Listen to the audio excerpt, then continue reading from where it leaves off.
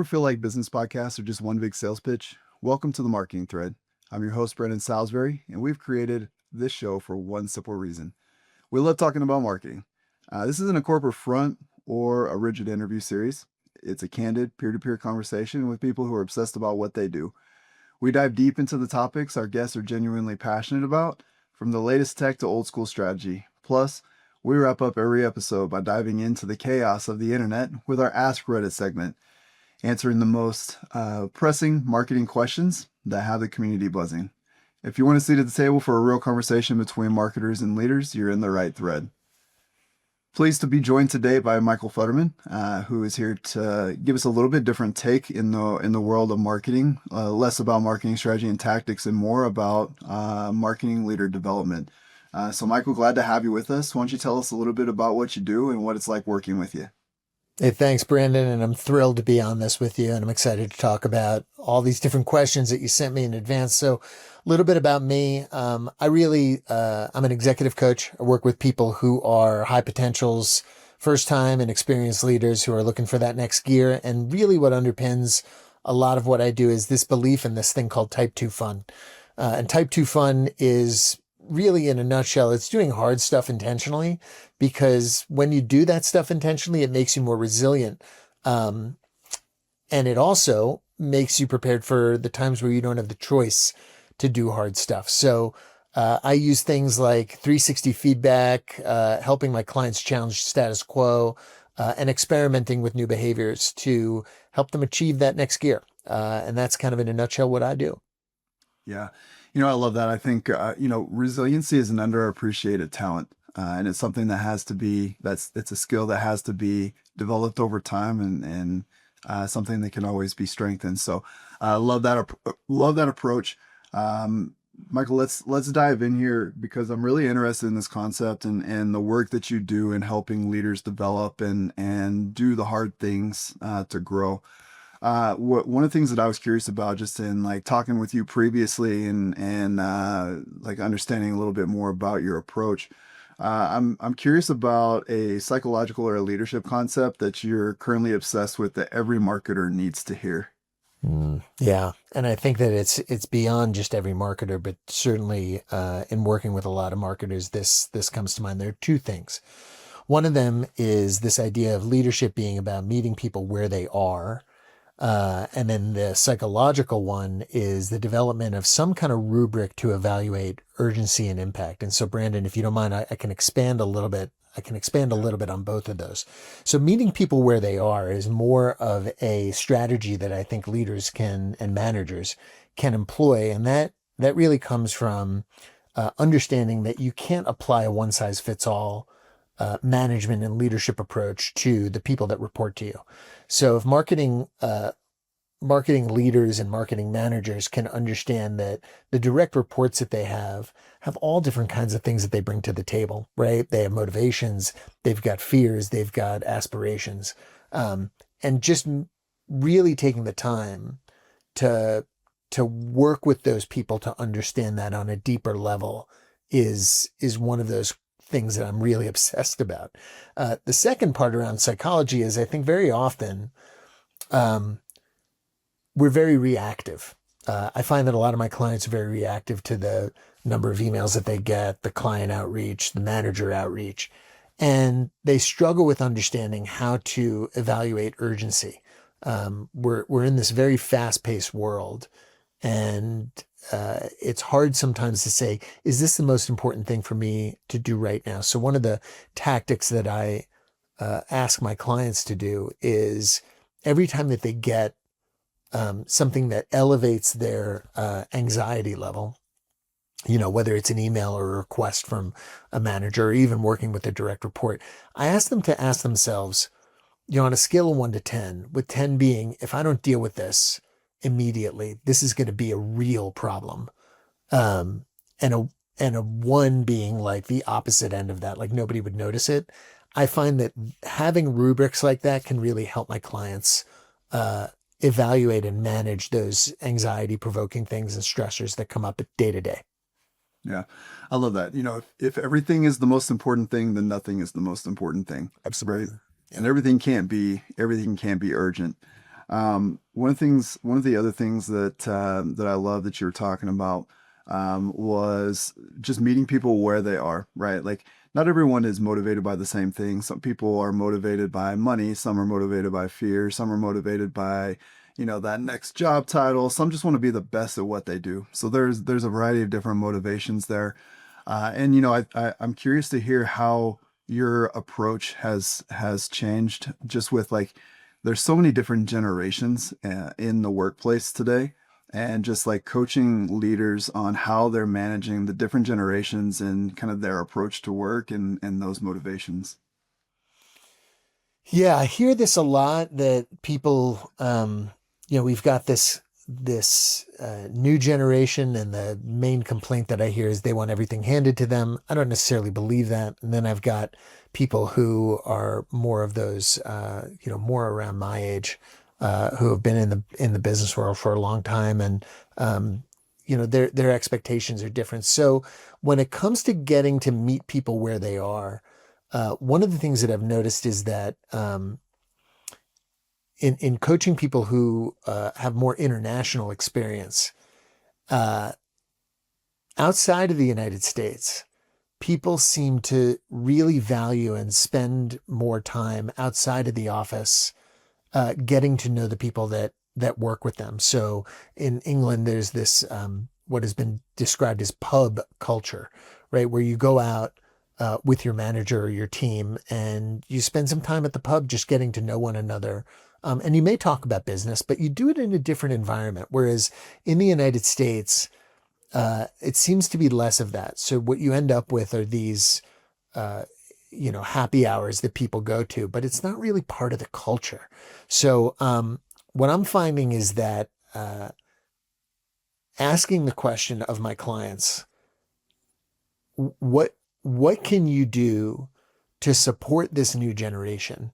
And even though you may not have gone through the same experiences they do, or they are going through, um, I ask them to really kind of step out of their own experience and say, this is the reality of what you're dealing with. So how do you want to meet these people in the middle? And that takes different forms in the different companies that I've worked with. Yeah, that's great. Love that approach. So I'd love to hear from you just how you go about coaching leaders to stay confident when best practices that they may have learned 5 years ago are maybe a little outdated, maybe a little obsolete. Yeah. Um, I think the key skill is this ability and willingness to learn. And that goes back to my belief in that you do hard things because they're good for you. And because you learn how to be resilient. So, um, things are changing. Just look at like AI and what it has done in the last 18 months for work and business. And so this ability to learn is one of the key things. And then um, psychologically, and I've got a background in psychology. I have a master's in organizational psychology. So I don't put my clients on the couch and ask them to tell me about their mother, but the belief in change, right? A lot of the same philosophies go into the work that we do. So one of the key ones here in helping leaders stay confident is uh, letting go and having more of that beginner mindset. Um, and that can be really challenging for people that, we like predictability as human beings. And when things change and we have to learn a new skill or we have to develop new approaches, that can be challenging. So the other thing that I find with coaching leaders and how to stay confident is that the obstacle is very often it comes down to challenging the source of rewards that they get from old habits. And so I want to expand on that just a little bit. So the idea is that we we do certain behaviors that are inhibiting our growth. And the reason why we do those behaviors is because we get rewarded for them. So an example might be like delegation. Um, if you want to become a much better delegator, it's not hard to list out the things that you ought to do, right? I need to trust people more. I need to be clear in what I want in terms of delegating a task or an activity. I need to provide room for people to struggle and even potentially fail a little bit. Not fail catastrophically, but fail a little bit to learn. So we know these things. We can list them out. When I talk about the rewards for the other behaviors, it's this piece where people say, so instead of delegating, I just do it myself. Why? Because I can get it taken care of quickly and I know it's done the way that I want.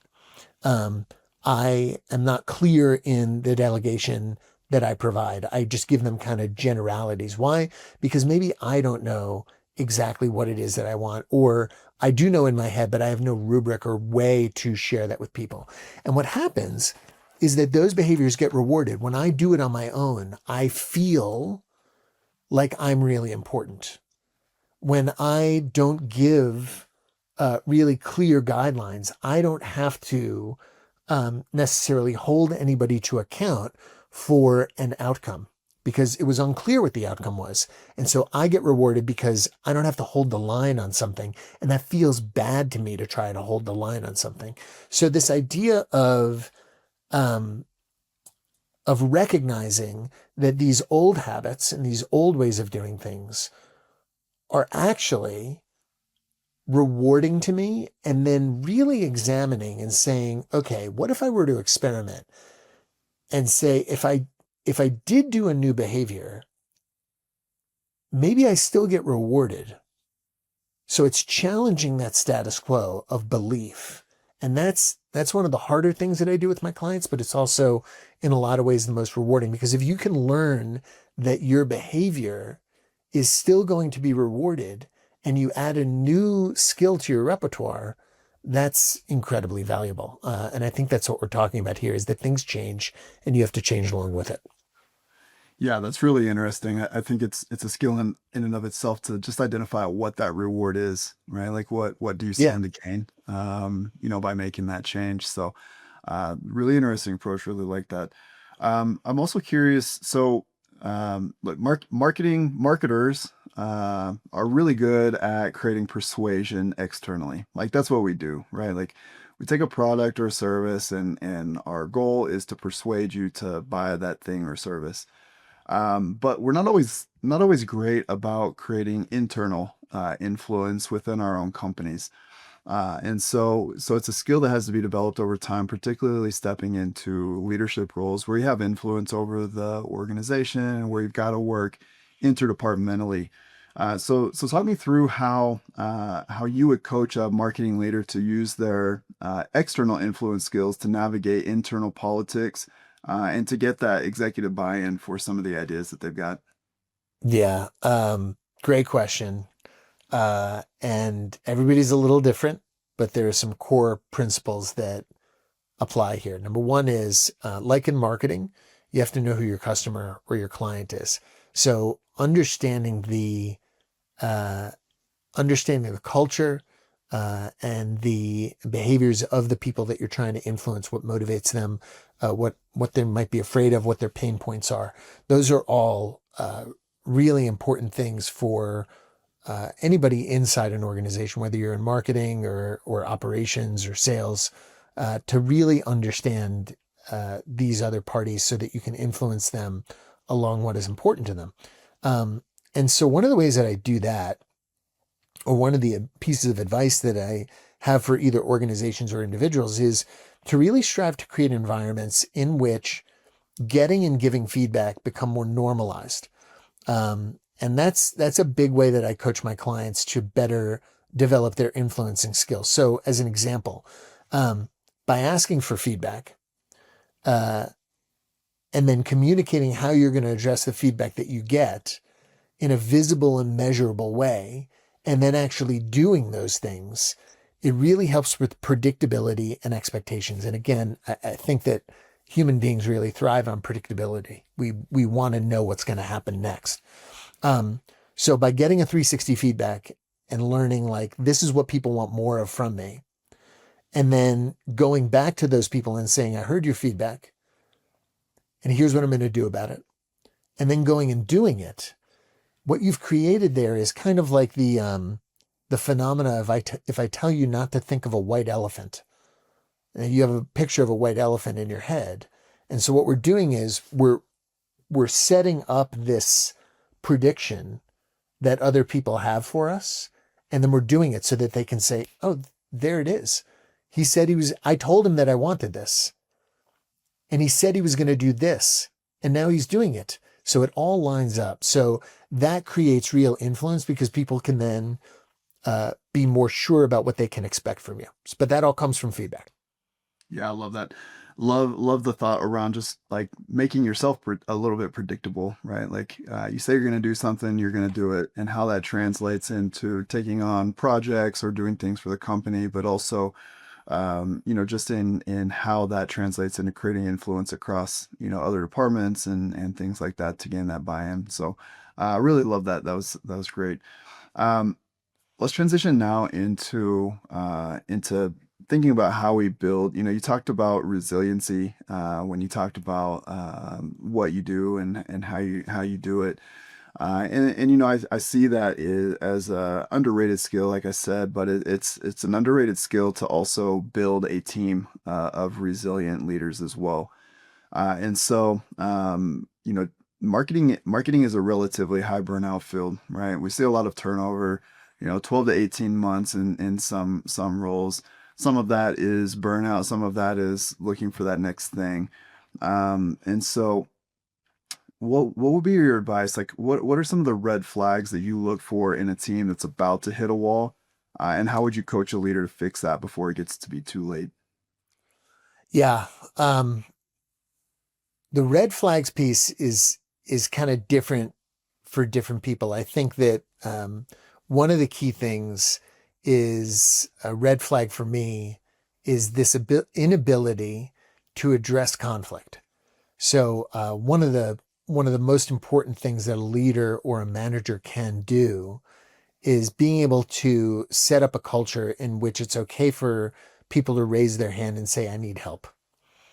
Um, so I think that is absolutely critical. If you're already at the point of burnout, it's probably too late. Then people need to reset. So I'm really always looking for the precursors to that. Um, and so that ability to raise your hand and say, "Hey, I need help," the ability to prioritize, like we talked about earlier, and be able to say, what is the risk if we do this, both from a diversion of our priority standpoint, and also what is the risk, if we do this to our client base. Asking those questions and being able to evaluate and prioritize.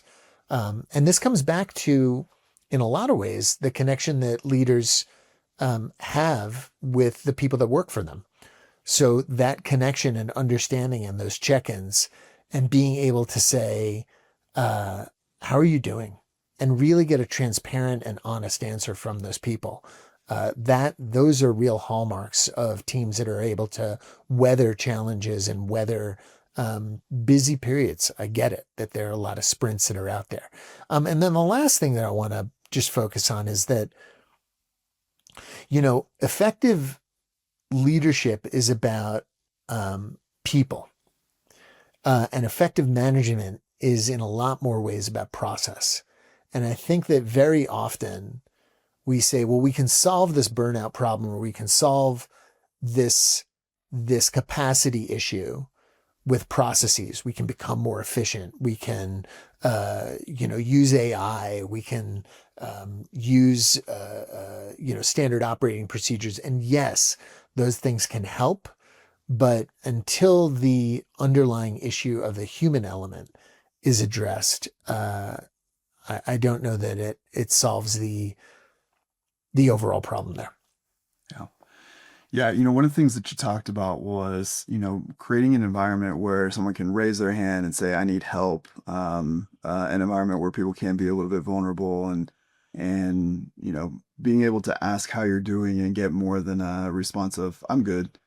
That it requires a certain level of trust and psychological safety that needs to exist in a company or even a department for that matter, to be able to reach that level You see a lot of tools out there that like pulse survey tools and things like that to get a gauge on the pulse, but they've tried to circumvent this by making it anonymous to create that safety, which I always found to be funny. Like if you need it to be anonymous, then there's the psychological safety doesn't exist.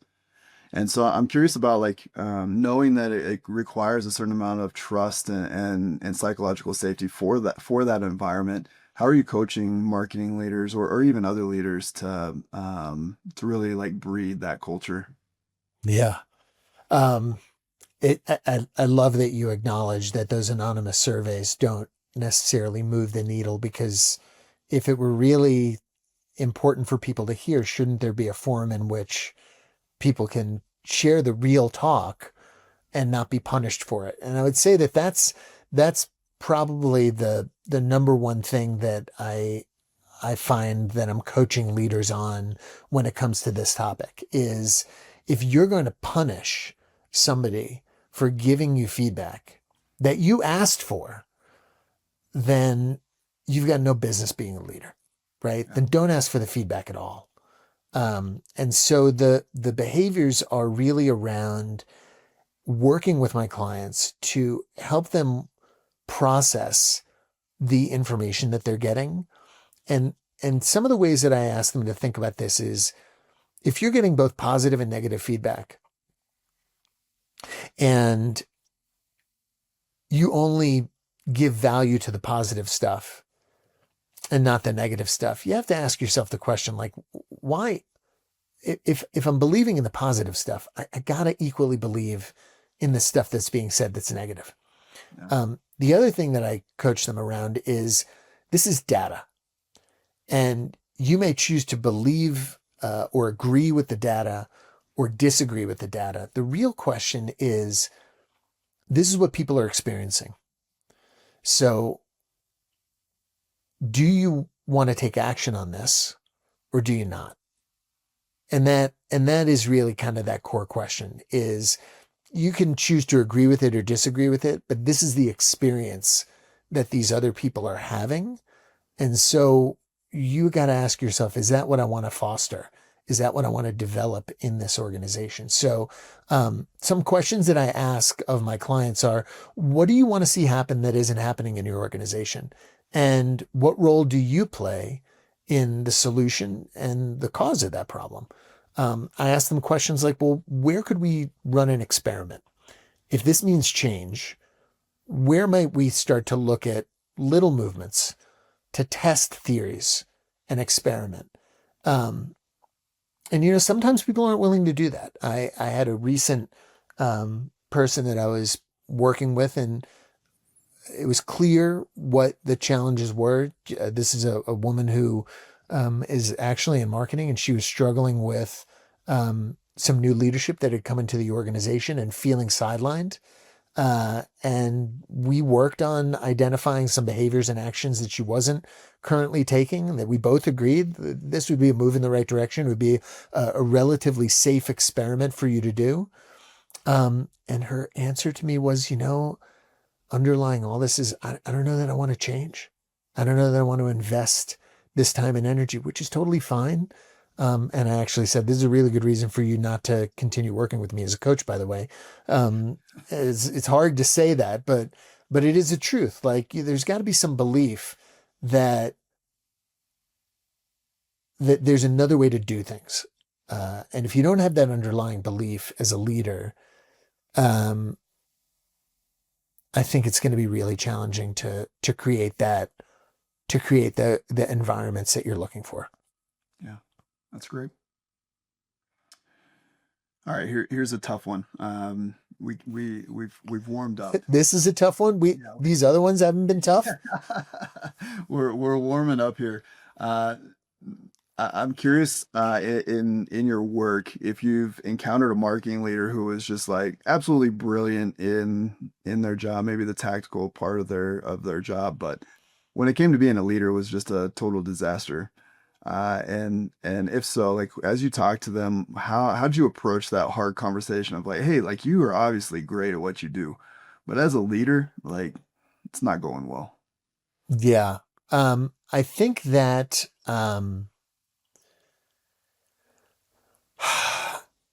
the people that I end up working with, I've certainly worked for people that have been difficult leaders.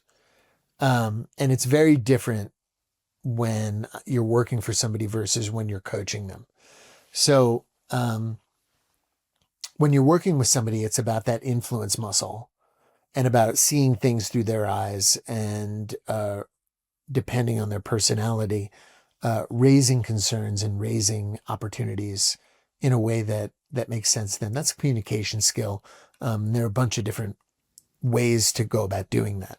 When it comes to coaching, when I find those people, as long as they are willing to be coached, and sometimes I'm brought in as a person that's kind of like a fix it. And sometimes I'm brought in as we've got a really high performer and here's the opportunity to upskill them.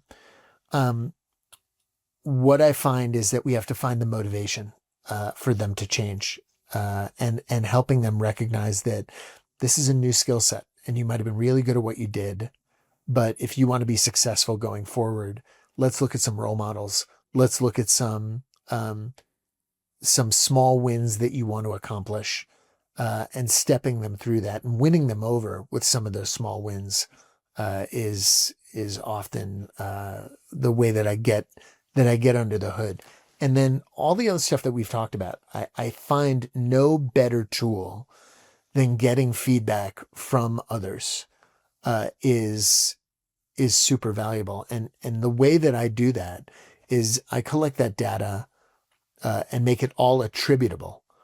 So, Brandon, if you were going to be a person that I was interviewing for, let's just say Jane's 360 interview, I'm going to go back to Jane and say, here's all the things that Brandon said, and then work through with Jane her reaction, if there is one, and come up with those ideas about what she may or may not want to do in terms of addressing that feedback.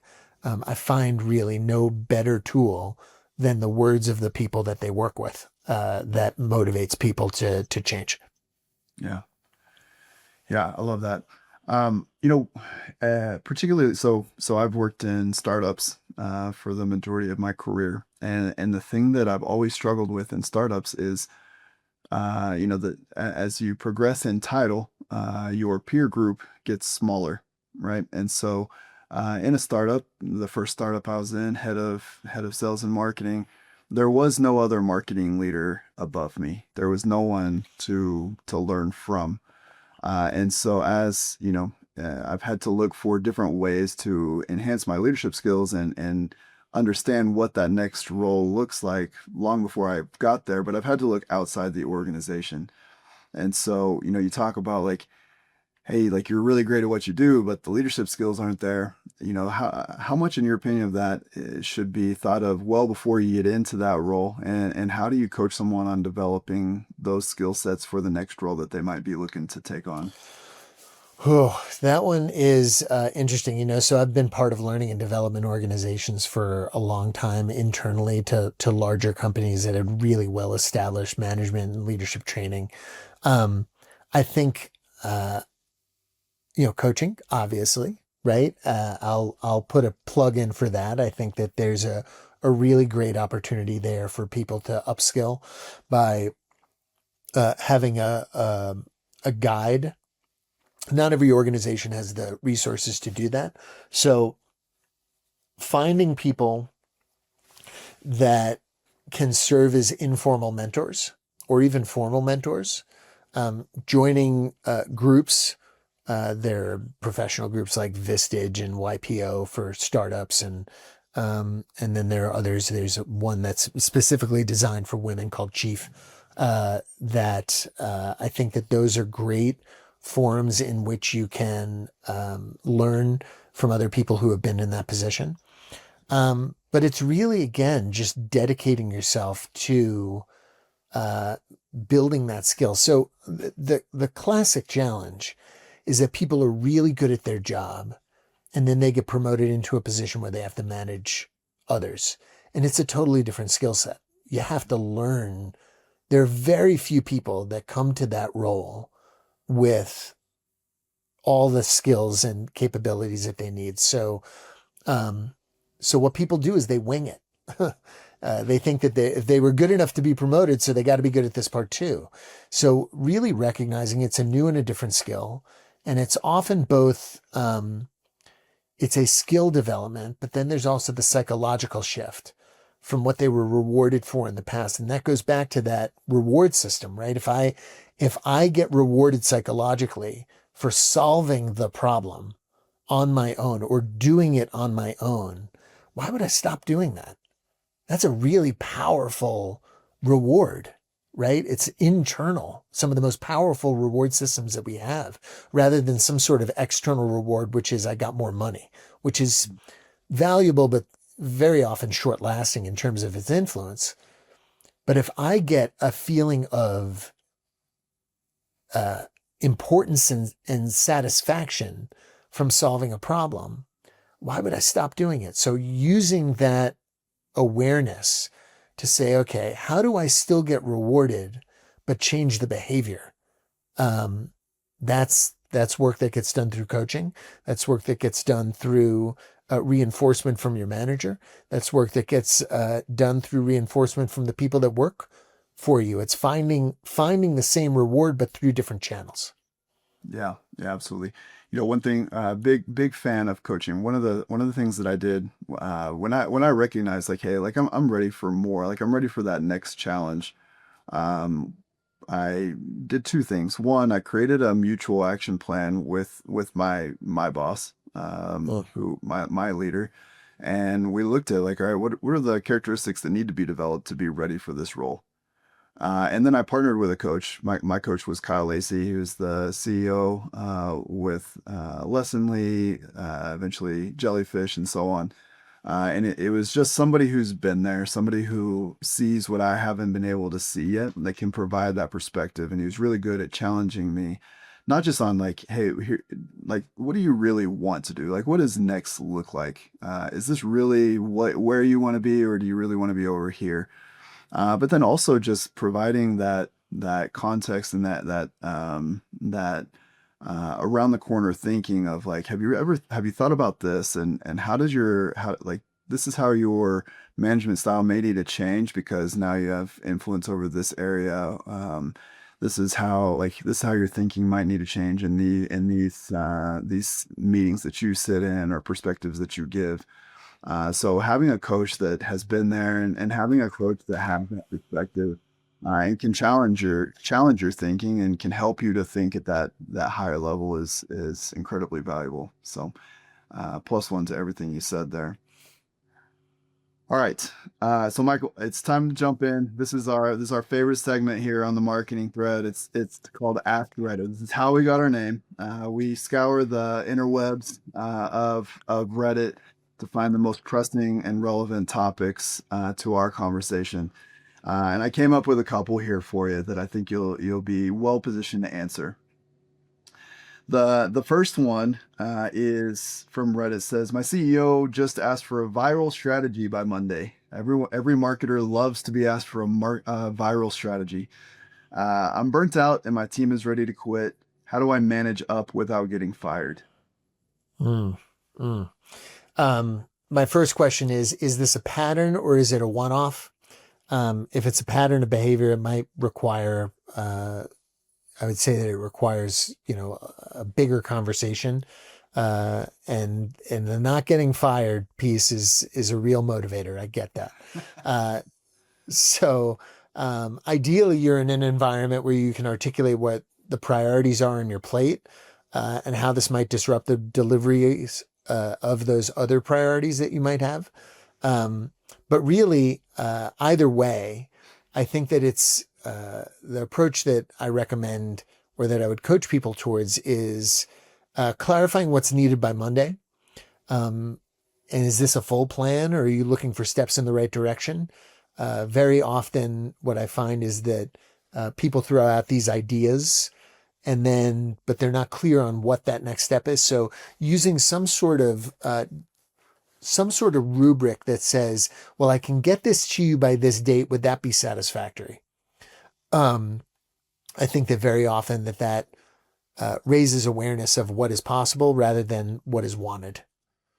Yeah, I love that. And going back to something you said earlier in the episode where you talked about establishing urgency, like is this a 10? Is this a 1? Like where does it Yes. fall in that urgency? Yeah. And one thing I found to be effective is to say like, just like you said, like here are the things and that I've got to get done, and here are the due dates that they need to be done by. Like where does this stack in the priorities that I've got? And what are we willing to kick off the plate so that we can make room for this? Yeah.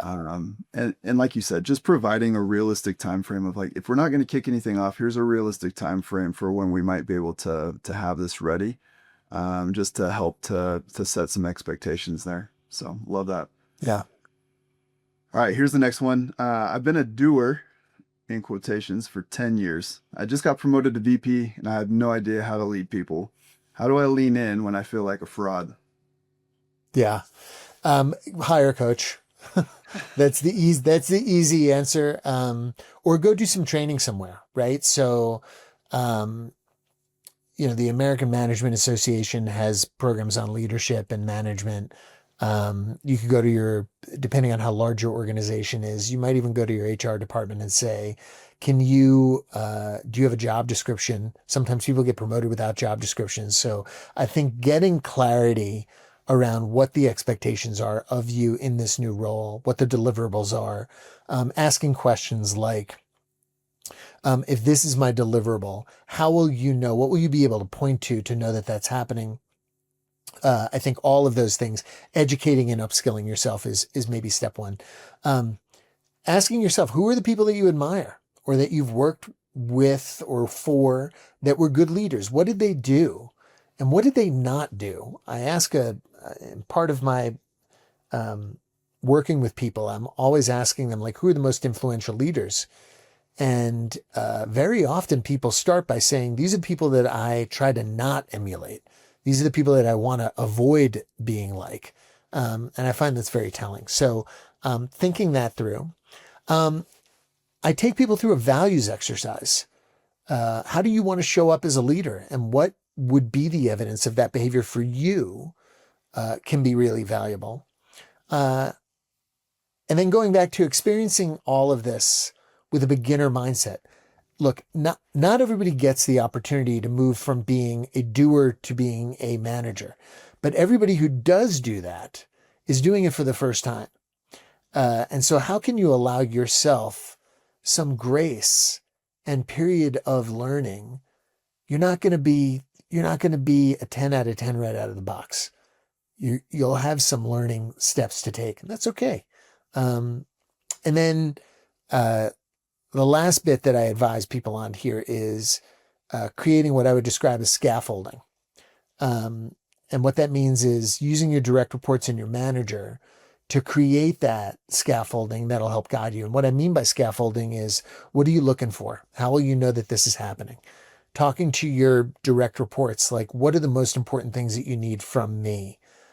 As your manager. And it doesn't mean that you have to do everything that they say, but at least what you're doing is getting an articulation of what they expect. And that, again, goes back to predictability. So those are the ways that I approach that process with people that are entering those roles for the first time. Yeah. Love that. I remember, and this is going to date me a little bit, but I think the gray hair already does that. Going back to when, Facebook had only been out for a few years. I remember seeing a job post. I think Facebook had been out maybe 7 or 8 years. And I remember seeing a job post that for a social media manager that required 15 years of experience. I'm like, well, how do you do that when it's been around, half that? And I remember having this conversation with a good friend of mine. We laughed about it because, sometimes job descriptions are just like completely unrealistic. Yeah. But, we as first time leaders, sometimes we expect that from ourselves, when we might laugh about it if we were to see that on a job description like that. We expect ourselves to be that seasoned and that tenured leader when really we need to just be real with ourselves about have drawing the confidence from obviously like something was seen in me to show that I'm right for this role, But I still have a lot of learning to do, and being humble enough to accept that and know that there's plenty more to develop. And maintaining, I think maintaining that humility, no matter how long you've been a leader, because like you said, there's always another way to do things, and there's always a new way or a new approach that you can learn. So, Michael, appreciate you being on the show. I've learned a lot just from having this conversation with you, and have appreciated the different insights that you've been able to provide around, how marketers become great leaders. If somebody has follow-ups for you or wants to engage with you, how can they get in touch with you? Yeah, great question. You can find me on LinkedIn, right? Michael Futterman on LinkedIn, and I've got my profile up there. Another way to do it is to go to my website. It's michaelfutterman.com. And there's a place for you to book a free coaching session. And yeah, I'd love to hear from any of your audience. Great. And Michael, we'll include both of those in the description, so if anyone's interested, they'll know exactly how to get in touch with you. So, all right, Michael. So again, appreciate you having. For everyone that's joined us, thanks for joining. If you're looking if you're looking to grow the person behind the professional, you're in the right thread, and we'll see you next time.